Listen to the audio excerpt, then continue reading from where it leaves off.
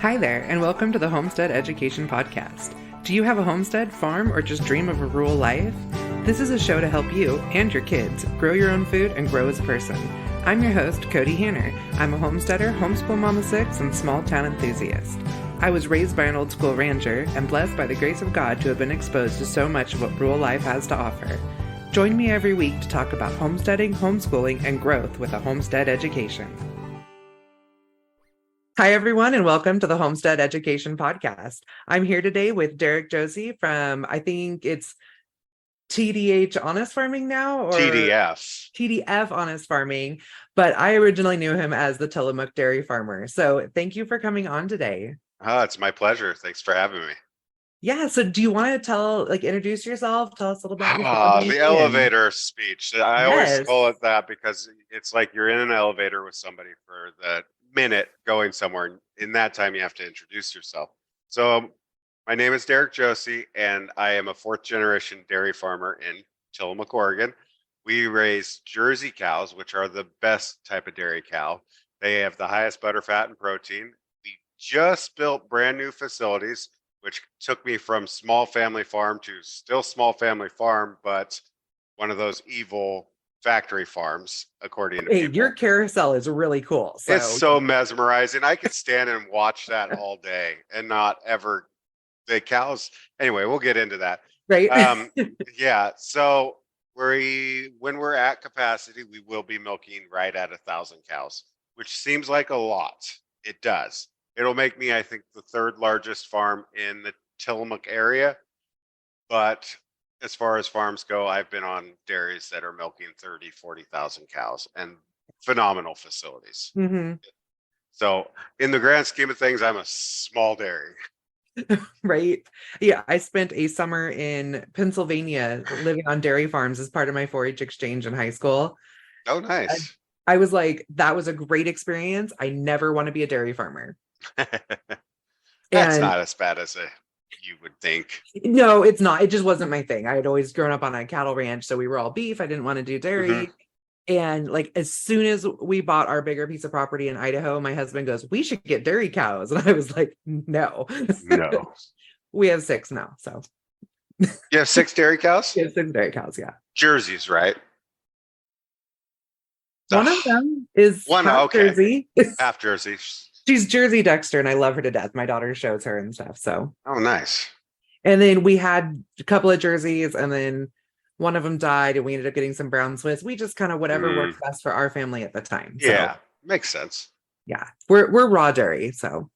Well, I grew up drinking raw dairy. I have nothing against raw dairy, as long as you understand that it's your body, your choice, and know the risks. Yeah, that's my stance. You know what? I worked in food safety for 10 years, so I thought raw dairy was the devil. Then you tried it. Yeah. You're like, this is so good. It must be the devil. Right. Yeah. I was actually pregnant when we got our first cow. So I was like, okay, well, I pasteurized everything. I just did the low temp pasteurization, but I was like, I am pasteurizing everything. And now we're not having any more kids, but I think even if I got pregnant again, I would still drink it because I know so much more about it now. And I know my own ability to keep it clean. So. Mm-hmm. Well, and I think a lot of people misinterpret pasteurization and, oh my gosh, brain fart. It'll come to me later. The homogenization. Thank you. Yes. Yeah. Because everybody thinks that pasteurization is what destroys the taste. And I honestly think it's homogenization, where they break up the fat particles that take away the taste. Which when I do even the low temp pasteurization, hi, sweetie. We are all about the kids. So yeah, she's up in the office with me. We just started milking, and she likes it because she knows she gets to watch YouTube if she's in the office and I have a meeting. So I get it. Yeah. I have my 5-year-old is like, Mom has a podcast and everybody else is going to town. He's like, I'll wait at home. I'll be good, because he knows to play on his tablet. Exactly. Minecraft. She is so into Minecraft right now. Oh, man. But yeah, so when I low temp pasteurize, I still have a beautiful cream line. So yeah, Yep. And there's a lot of littler dairies that are, instead of having to deal with the commodity prices and all that stuff, are bottling their own milk, but they don't want to run the risk of raw milk. So they're doing the old style pasteurization, low temperature, and you still get the cream line. You still get cream line Yeah. milk, and it is phenomenal. If Mm-hmm. I was close to a major metropolitan, I would be doing that because The I money is insane. insane. Yeah, Yeah. you would make a lot of money doing Like, it that way. so we are getting back into selling our milk. It's kind of my son's project. There, it's his raw herd dairy. I Hmm. mean, it's ours, but it's his. He's 14, so but he helps out at a farm down the road and they sell for like $20 a gallon. Yeah. Yeah. And we're right on the Canadian border where, I mean, literally like 1,000 feet from Border Patrol. And raw milk is illegal in Canada, but they can bring raw milk back over the border with them. Oh, So I'm like, there's my niche market. yeah, I live exactly. in the middle of nowhere. I'm 45 minutes from the closest town in America. I'm like 5 minutes from the closest town in Canada. So, Hmm. Sorry, I just watched my wife and my 2-year-old wandering on the security feed. They're outside. Um, it's distracting me. family Anyway, farming, I get it. I have windows in my office and I watch my kids play in the backyard. So, yeah. So that's my theory on raw milk. Drink it if you want. yeah. I grew up on it. I'm not going to say that I might not have gotten some diarrhea at some point, but you know what? I hardly ever get sick now. So, Right. We call it immunities. Like I actually went to my doctor the other day and very small town doctor and he has toddler twins and I have 14-year-old twins. So he always asks me advice on just keeping them in line. yeah. And he's like, yeah, I caught him out back eating deer turds the other day. And I was like, builds immunities. Like, you're awesome. Right? Eh, they thought it tasted good. Right. Kids do weird things. I have a 3-year-old that eats everything. So Yeah. Yeah. I have a 5-year-old that won't eat anything. So, there's that too. yeah. Yeah, I had somebody here today who cooked lunch for the kids. She's like, will they eat frozen burritos? And I was like, they'll eat it about as good as everything else. They'll take one lick and leave it there. Come here, Dylan. You want to say hi too? Ugh! Hi, honey. Okay, Are Daddy's you going gonna to be a finish his. farmer like Daddy? Are you going to be a farmer like Daddy? No. Smart girl. Smart girl. Love it. It's all good, babe. Well, now the whole family's up here with me. I like it.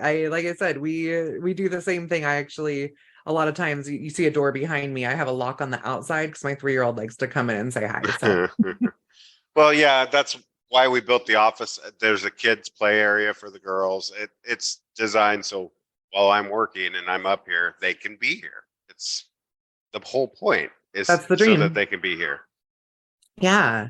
So tell me a little bit about your operation. I mean, you said that you recently went from family farm to, evil factory farmer, Yeah. but I don't necessarily see it that way. But tell us about it a little bit.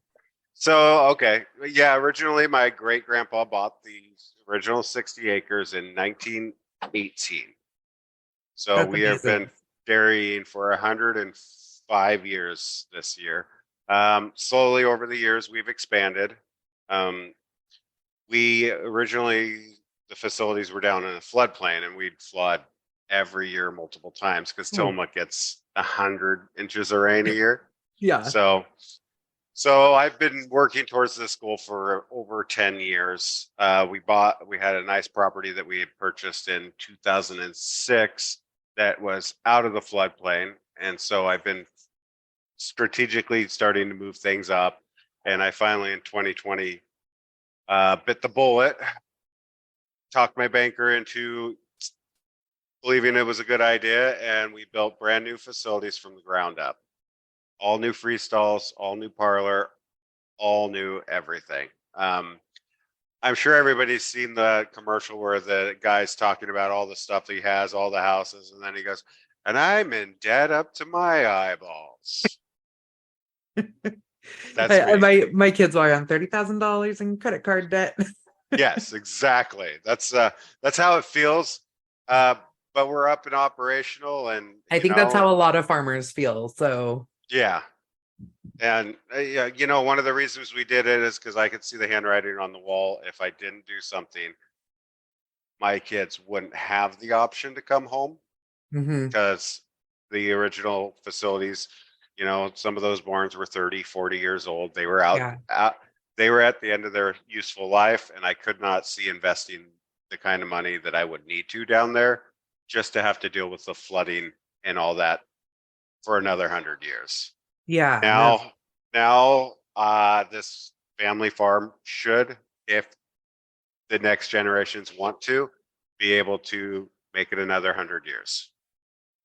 That's great. That should be something you can be proud of.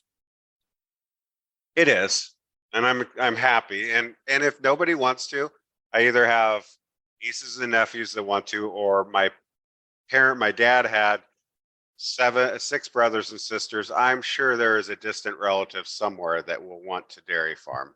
Hey, babe, can you see what my dad wants?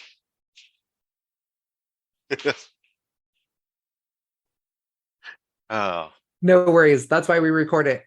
Yeah, so we can edit. Yep. So yeah, it's nice. It's given me more free time to be able to do stuff like this. I have a little more leeway in having family time. And in the future, it should be even nicer. And, at 65, if nobody's ready to take over, I have facilities that somebody else will gladly come in and purchase, and I can go see the world like we've wanted to do. Anything important, babe? No. Oh, funny. Multi-generational farm. Oh, Dad tried calling, and it wasn't anything important, so he said he was going to text me later. Good deal. Yeah, no, that's amazing that you've been able to build something up that, like you said, either you can retire or your kids can take over, or it can be sold and be a retirement and, a legacy for your kids. So, yep. And I think that's the goal. Yeah. And that's the cycle that so many farmers see right now, is that they just, put money in and they're kind of like circling so that you were able to upgrade. That's just awesome. Mm-hmm. Yeah. So you kind of started your platform a few years back to educate about what the family farm actually looks like. What have you been able to get to people, like glean from that? Well, I started in 2016, and as of today, I am right at 1 million followers on Facebook. Wow. Almost 100,000 on Instagram. Those are my 2 main ones. YouTube is, if you're filming for Facebook, you can't film for YouTube at the same time. Different, Yep. So you kind of have to do one or the other. I found that there is just a hunger to learn about farming and understand it better, and get, I hate to say the word news, but get your news, if you're not a farmer, about farming from somebody that's actually doing it, because it cuts through all the haze and the fog and lets people see. Because I post every day. I'm showing multiple things that happen during the day, and I don't sugarcoat it. I show cows that are down with milk fever, me rolling them to get them up. I show everything except for I haven't shown me euthanizing a cow, because honestly, I just don't want to be kicked off the social media platforms. And right. And I get it. Although I actually, and there's a difference, but someone I follow on Instagram recently did a whole video on slaughter and butcher of a bison, and I was like, that's really awesome. But when you're euthanizing because they're down and sick, that's a different story as well. Yep. But I think it's important for people to see that happens, and that we have compassion. We're dealing with it I say I'm not in a farm your size, but I've worked in the ag industry my whole life. That as farmers, we care about the animals, we handle it properly, and sometimes these things just happen. If you have a cow go down with milk fever, it isn't because you weren't caring for your animal Right. properly. It literally can happen like that. Mm-hmm. And it's a simple fix. I mean, you just give them an IV of calcium, and 95% of the time, within 10 minutes, they're getting back up. So, Yeah. it's people need to know that, Mm-hmm. so And that maybe they won't believe the propaganda and the BS that gets put out online. And right. there's so much of it. Well, and even somebody on my end, like the small scale farmer, the homestead space, where supposedly we're the ones that are, I say supposedly, but that we care more about the animals or something. I don't, that's not necessarily the case, but that's the thought process out there. Right. We lost a cow this week. I am devastated and I have no clue what happened to her. Not a clue. Like Yeah. she was fine. She was only 8 years old. And for a small farm cow, that's super young. Did you lose me? I lost you. Can you hear me? Yeah. Huh.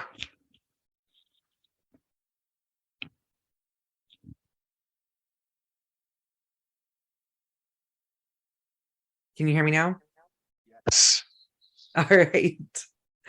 So I Um, don't know if it was something on your end, or if me pulling it out and putting it back in fixed it. I don't know. I didn't do anything. So, It must have been me then.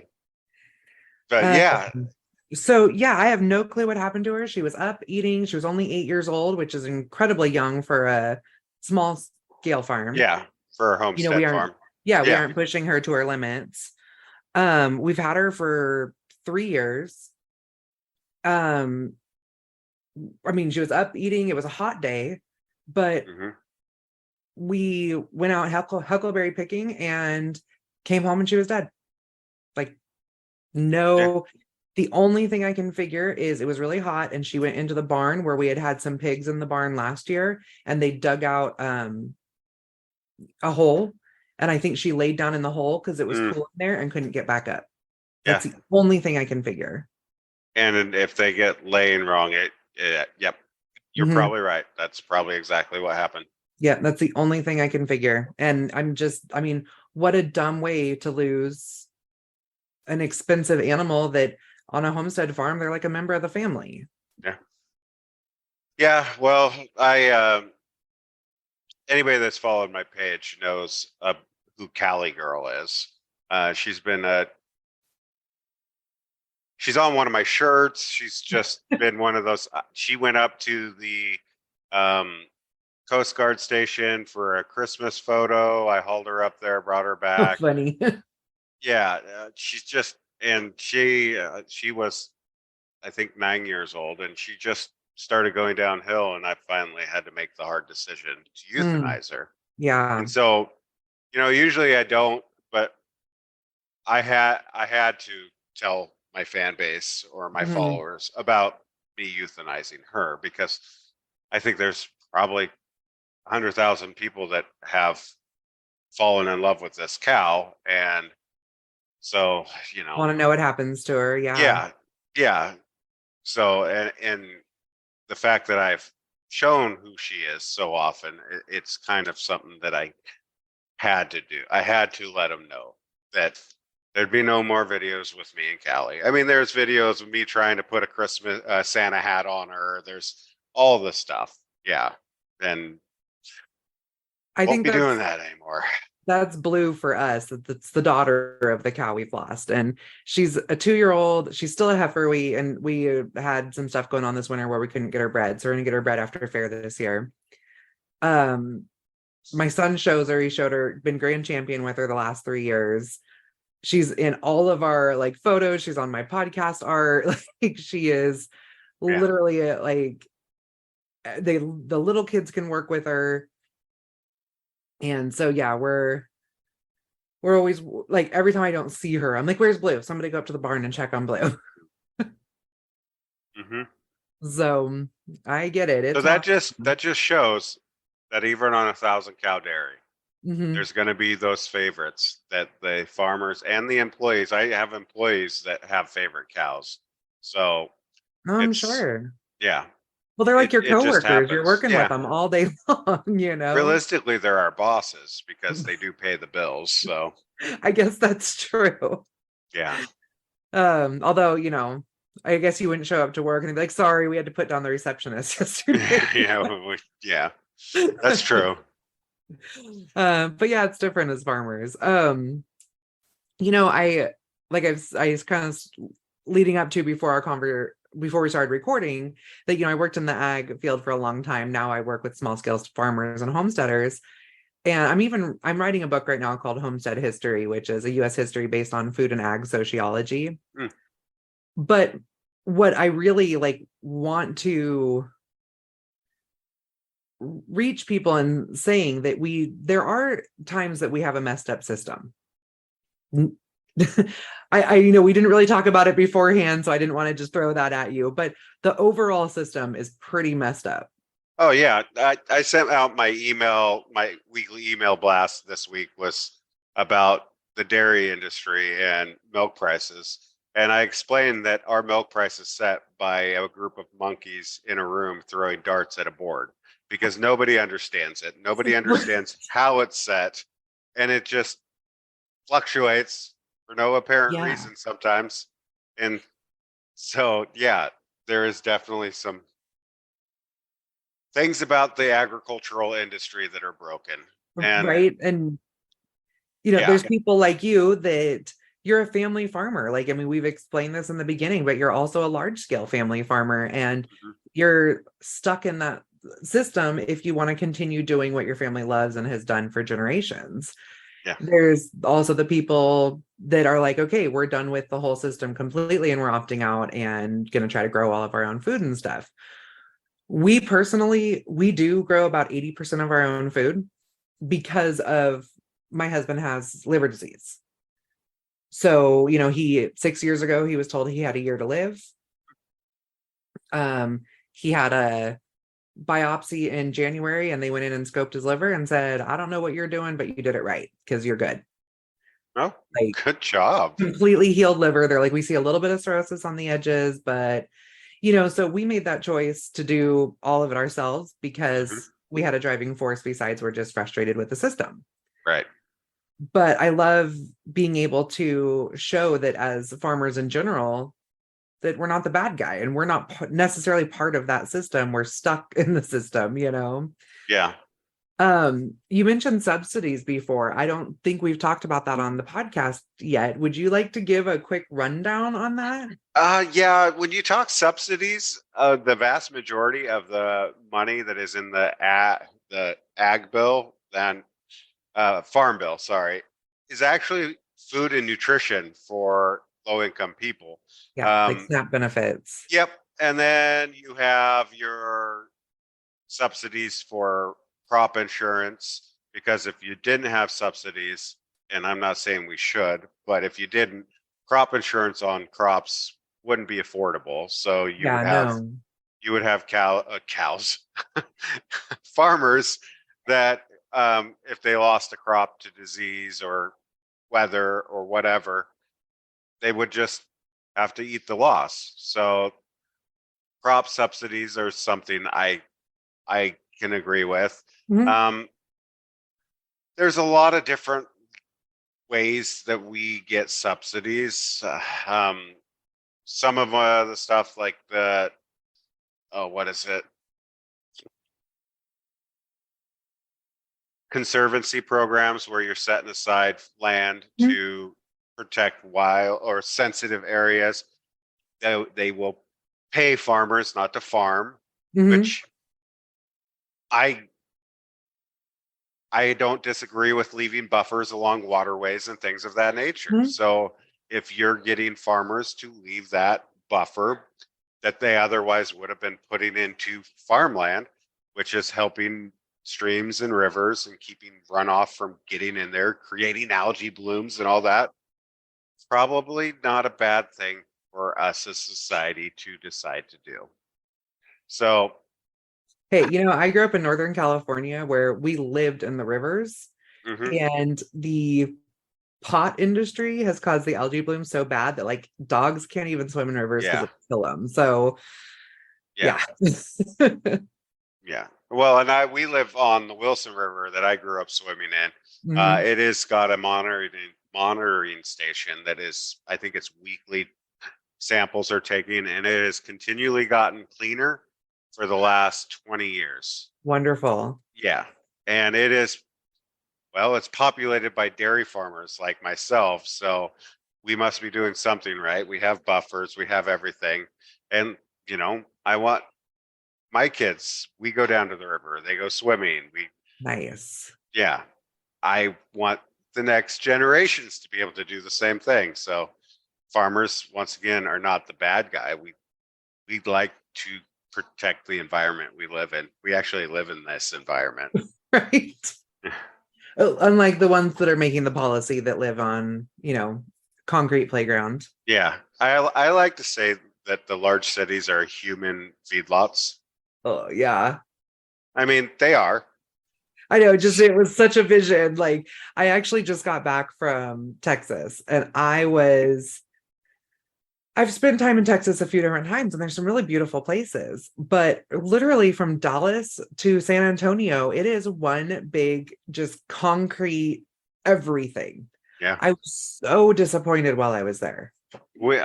Casey, my wife, and I, we went to the Kentucky Derby 2 years ago, and we spent a night in Nashville, and we were sitting on top of, is it Old Red, babe?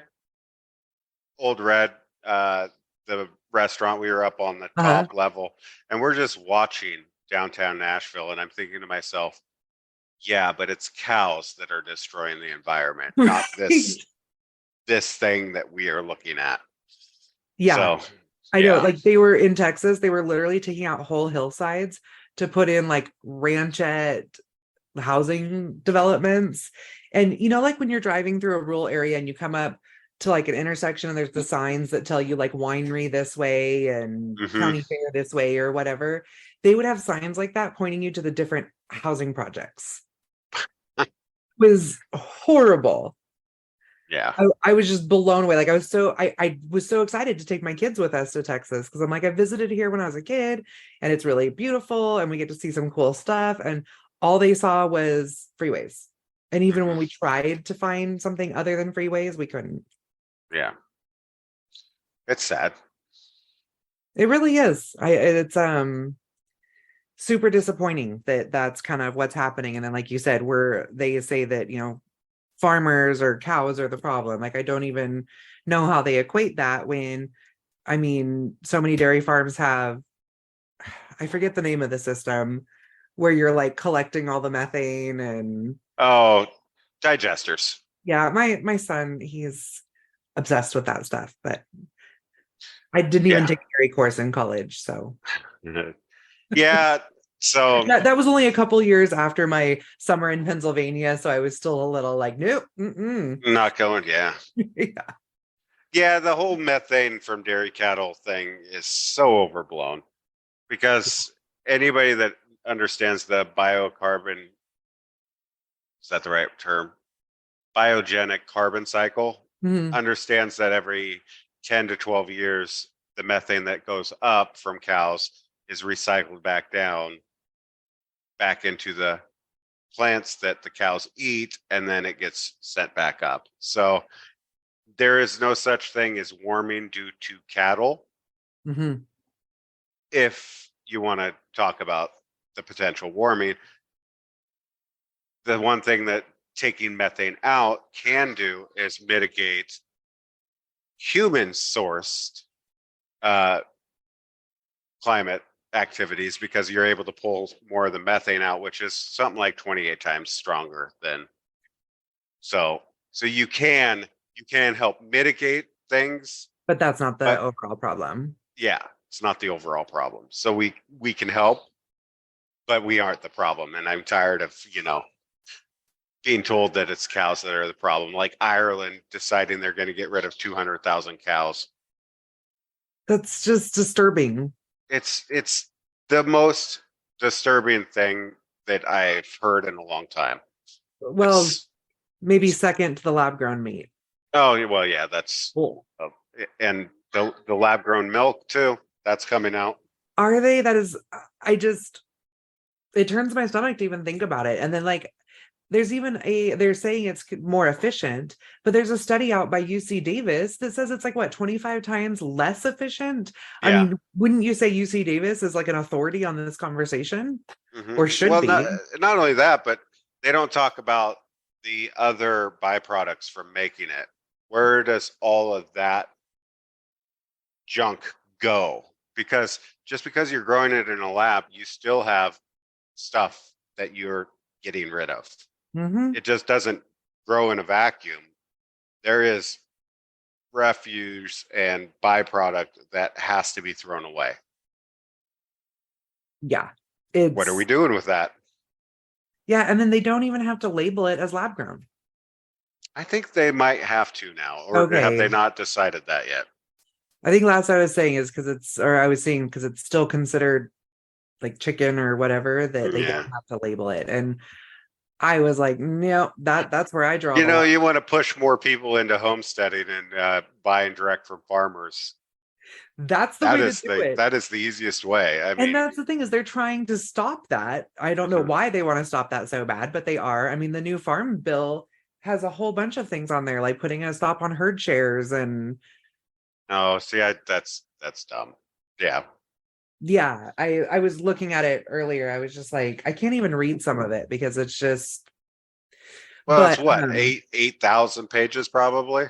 yeah, it was a synopsis of it written Hmm. by Oh, okay. um it was Senator Massey. Somebody that gets paid to actually have to read it.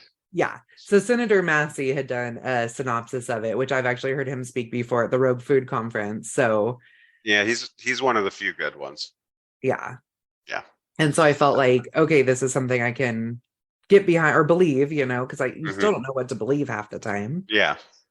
And yeah, I was just like, what in the world is happening? And everything that I feel like they're doing to like kind of put a stop to people opting out is just making people want to opt out harder. Hmm.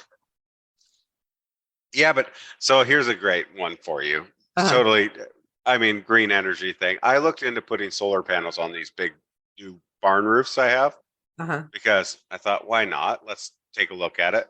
So the rules states that up to 25 kW, I can use that energy for my own use. Any system over that, which the system I wanted to put in was like 350 kW, Uh-huh. more than my dairy. Could power my dairy 3 times over. Mm-hmm. I'm not allowed to use that directly on my farm. It has to be sold to the power company at wholesale cost, and then I have to buy it back at retail. Yeah. I don't even have words for that. They explained that to me, and I go, what? How does that even make sense? Well, it's a state law. It That doesn't makes matter if it's a no state law. Who made sense. that law? Yeah. I You could know, tell you who, the power lobby that wanted to make sure that you couldn't become self-sustaining. right. And there's unfortunately some really strange stuff happening in Oregon right now. Hmm. Yeah. Yeah. I mean, we were kind of like, we're really happy we moved from Oregon to Idaho when we did, but we lived in Lapine, which Which when was trying to become Idaho. yeah. So was Northern California, where I lived there Yeah. too. I was on the committee for the state of Jefferson down Yeah, there. I So was just like, gonna say what they're trying to become the state of Jefferson. yeah. But I mean, it's just that people are like, we're done. Like, we need some changes to be able to have some say in what's Hmm. happening to us. I mean, when we were in Lapine, like, that's such a small community. And then, like, Bend was just like coming in fast, and we're like, we're done. Hmm. We live now 100 miles from the closest city. So we're hoping it takes a minute to get to us. Yeah, Hopefully. hopefully. Um, so yeah, love that we can, edit this, because sometimes I'm afraid it shuts down too.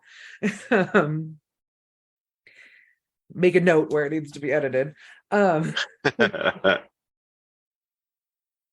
so yeah,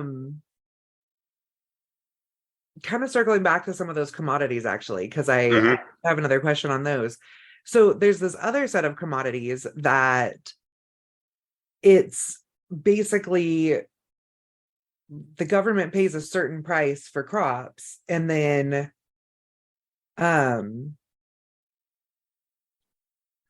yeah, do you have any more input So on I that? think you're probably talking about price floors. So Yes. there is some subsidies that kick in if the commodity price gets to a certain level.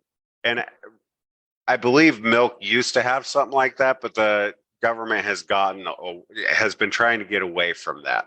So Okay. they've actually helped set up insurance programs and things like that, where they help subsidize the insurance that if milk prices hit a floor of a certain price, you start getting a little bit of insurance, if that's what you want to call it, to keep you from going below that price. And it factors in the new ones factor in feed cost and things like that. So if for some reason, like this last year, hay and grain and everything goes sky high, your floor price actually floats with the feed costs.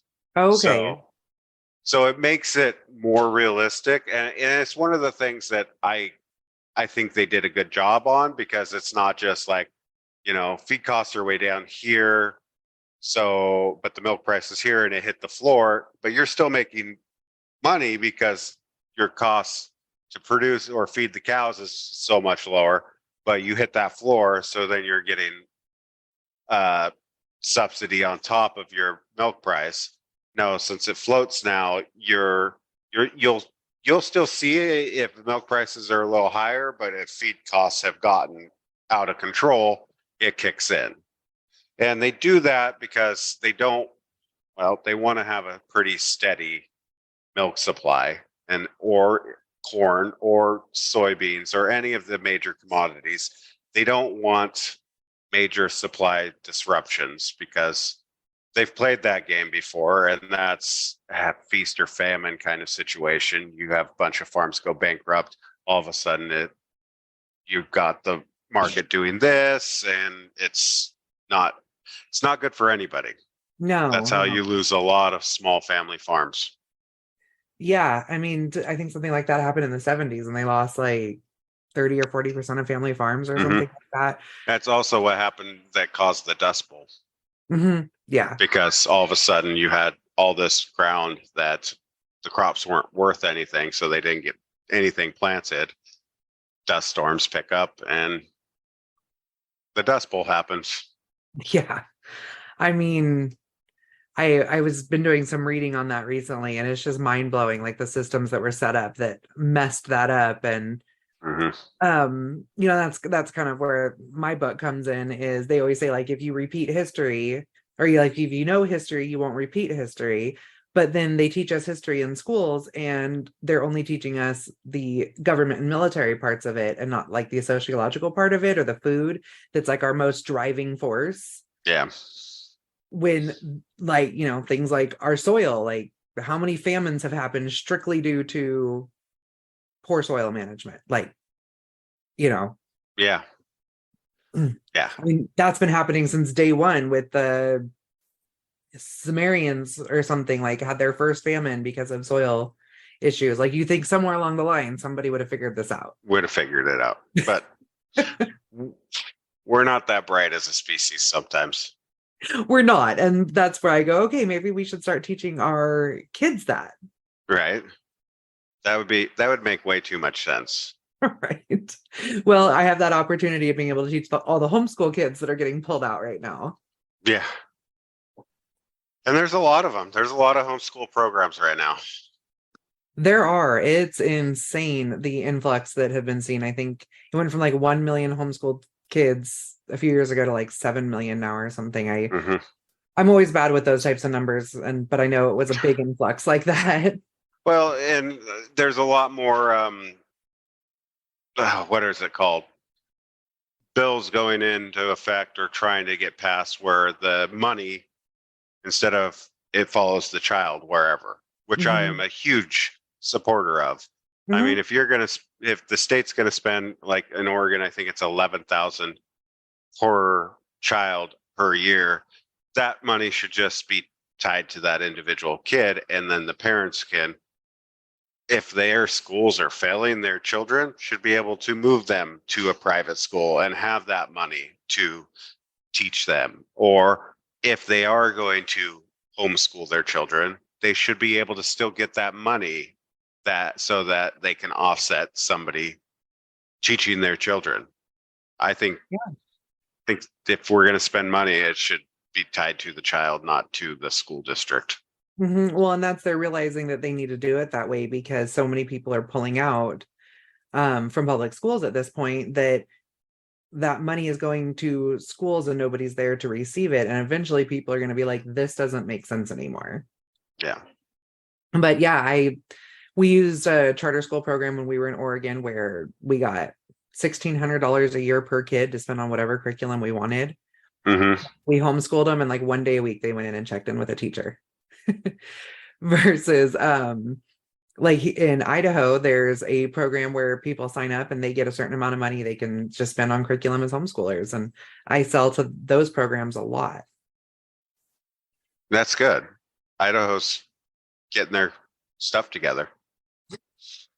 So some of the things with Idaho, though, it's like, you're like, they're a little backwoods. And then at the same time, you're like, and nobody tells us what to do. So right, keep doing that. Yeah.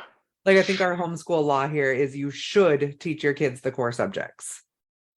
That's the law, the whole law. You don't have to tell anyone you're pulling your kids out. You don't have to prove to anyone what you're teaching them. For some people, that's great. For some people, it's not. And yeah, like us, for example, I'm pretty militant on like, my junior hires, they're taking algebra and, they're getting all the classes that they need. But at the same time, we've had a really busy season where we've taken a few months off of school, and that's okay too. Yeah. Well, wasn't that originally why we had summer break? Is because the kids were needed to work at home on the farm. We call it the agrarian calendar. And we don't do school in spring and we don't do it in the fall because that's planting and harvest and hunting season. There you go. We do school over the summer because when it's 100 degrees out, who wants to be outside anyways? So right. We get up early and we do the farm chores while it's cool. And then we come inside and we do our lessons. Mm-hmm. And that's what works for us. So it's one of those things. So we're kind of at a place in all of my episodes where I ask my guests, what does keep growing mean to them? Fair enough. So to me, keep growing, that means even at 40 years old, like myself, you need to be growing as a person, learning new things. I learned about asparagus today. I learned that if you don't harvest asparagus, it actually grows to about 4 feet tall and looks like a little fern plant. Oh, wow. Yeah. See, now you learned something too. Yeah. And the reason they have to do that is so that when they start harvesting again in the spring, it has the root system to be able to be those spears be plucked over and over again without killing the asparagus plant. So they have to let it grow so that it can grow the root system back. That's really interesting. Always learning something, always trying new things. I want to still be learning, doing things well into my retirement because I am a firm believer that if you're not learning and growing, you're going the other way. I believe it too. We talk a lot about the guys who retire like from fire departments or from farming and those types of things, that when they stop moving, when they stop growing and learning and having something to do, that's when they go downhill. And I think that that's really important to just keep striving for that. Yeah. They go downhill fast. Mm-hmm. Unless they find their local old fart coffee hangout, and then they tend to do just fine. Yeah. Because they have their group where they can talk about things. I was going to say, like, for lack of a better word, they can go somewhere to bitch about everything. Yeah, pretty much. Yeah. I had a podcast earlier today that we were talking about, like, just brainstorming, like, self-sufficient life, like moms, how we like handle it all. And I said, we always run out of salt for our water softener, and we live 45 minutes from town. So then I'm having to hand wash everything because it's coming out of the dishwasher white. And the gal goes, why don't you just always buy twice as much as you need? And I was just like, there's that. We do it with our animal feed. We do it with, all of our supplies for the house. And I just never thought to do it with the salt. We just wait till it ran out and we buy more. And, I think it's just some of those really basic things where I was like so excited. Like I wrote it down on my notes because it just like, so that I'd remember I was actually going to set it up for a subscription. So it just comes to the house. Yeah. And I'm like, I do that with everything else. Why have I not done it with the salt yet? And I think it's because I consider it my husband's job. Like it falls under his category of things that he handles. And it's kind of in the middle because like I handle the house stuff, he handles the farm stuff, but I do all the ordering for the farm. And somehow that one was right in the middle and it just never got into my radar. So, sometimes it takes an outside eye to come up with the obvious, like, why are you doing that? Right. And part of growing is being willing to go take a step back and go, yeah, what are we not doing this? Why? Exactly. Well, do you want to tell everyone where they can find you? Yeah, you can find me at TDF Honest Farming on Instagram and Facebook, at Derrick Josi on Twitter, and tdfhonestfarming.com. And you can find An Industry Worth Fighting For on Amazon. Awesome. I have just started reading this. I'm excited. It just goes right along with everything that I'm teaching myself right now. So everybody go check out what Derrick has to say. He has a lot of information and he's super entertaining. Oh, thank you. Have a good one. You too. Did you enjoy today's episode? If so, please head over to your favorite podcast player and leave a comment and review. This helps me to know what you're enjoying and helps others find an episode that can help them. Thank you for joining me today at the Homestead Education, and I hope that I have given you something to think about this week. To help others find me, please comment and leave a review on your favorite podcast player. You can also follow me on Facebook at the Homestead Education and Instagram at Homestead_education. Do you have questions that you would like answered or just want to say hi? Please email me at hello@thehomesteadeducation.com. Until next time, keep growing!